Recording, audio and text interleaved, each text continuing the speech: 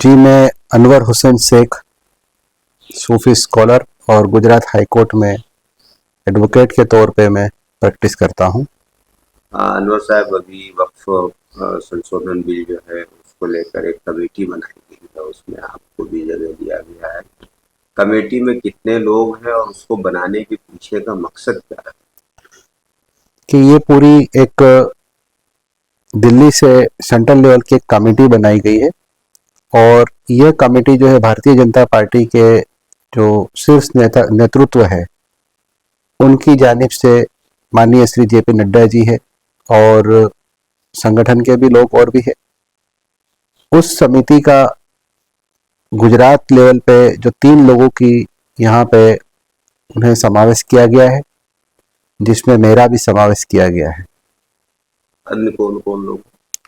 और 2 लोग हैं, जो एक झवेरी भाई ठकरार है जो वेरावल से बिलोंग करते हैं और यहाँ जो है अहमदाबाद के जो है जिला के हर्षद गिरी गोसाई है, वो भी साथ में शामिल है। और ये 3 लोगों की कमेटी जो है ये गुजरात का पूरा जो वक्फ मामले में जो अभी तक के जो मामले बने हैं उस पर पूरा मॉनिटर करेगी। अच्छा सूफी साहब, ये बताइए कि किस तरीके से कमेटी का कामकाज रहेगा, क्योंकि वक्फ को लेकर बहुत सारी चीजें हैं जिसको लेकर मुस्लिमों में नाराजगी है। तो कहीं ना कहीं इस कमेटी का मकसद यही है कि लोगों की नाराजगी को दूर किया जाए, उनके अंदर का जो भ्रम है उसको दूर किया जाए। बिल्कुल, दरअसल हुआ ये है कि जो वक्फ अमेंडमेंट बिल जब से पार्लियामेंट में आया है और उसके बाद से जो उस पर जेपीसी बनी है, तब से ये कुछ चंद जो संगठन है जो ये चाहते हैं कि पूरा कंट्रोल जो है वक्फ का या मुस्लिम बिरादरी का जो कंट्रोल है वो उनके हाथ में रहे।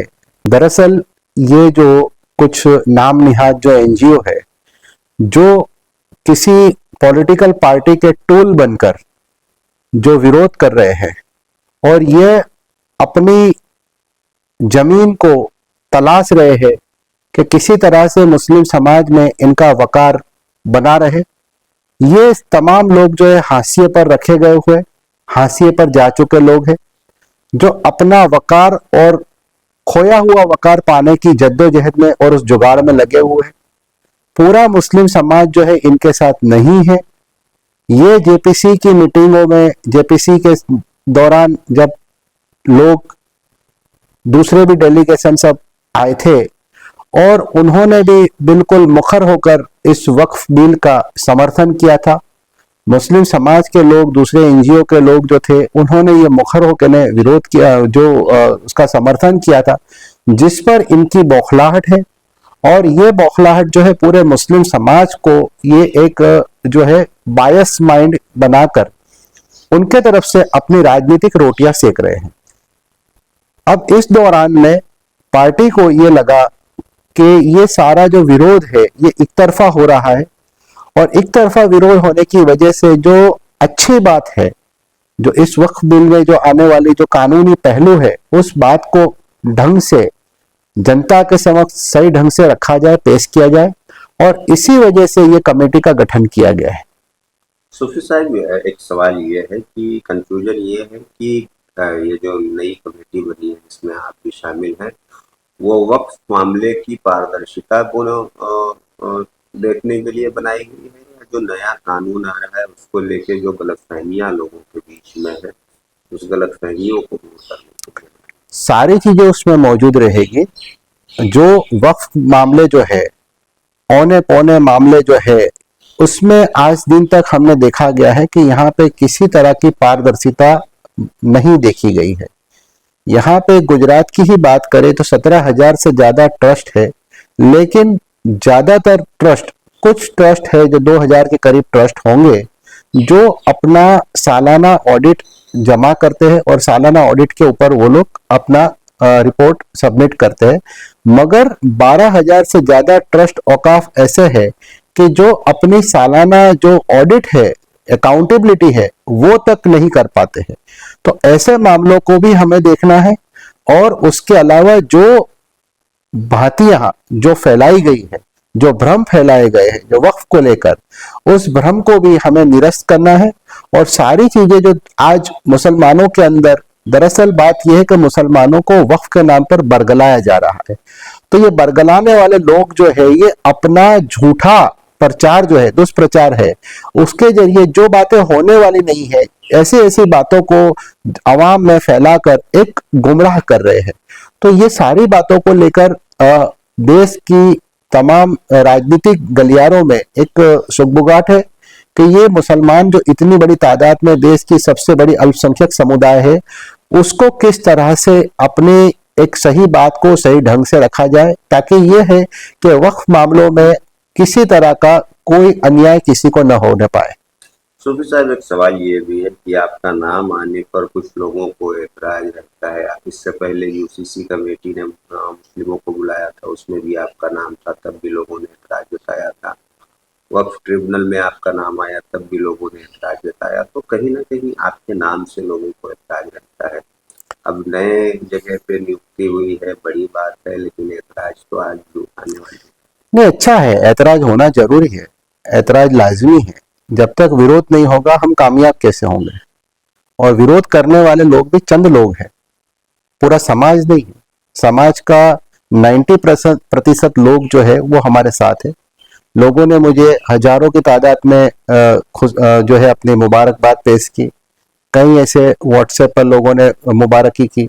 लेकिन यह है कि अब जब कई लोग ऐसे हैं जो छुपे हुए हैं और वही चाहते हैं कि हमें हमेशा छपा रहना चाहिए, तो ये कुछ लोग जो ये है जो हमको छाप रहे हैं, वो ये बखूबी जानते हैं कि इनका ऑल्टरनेटिव नहीं है।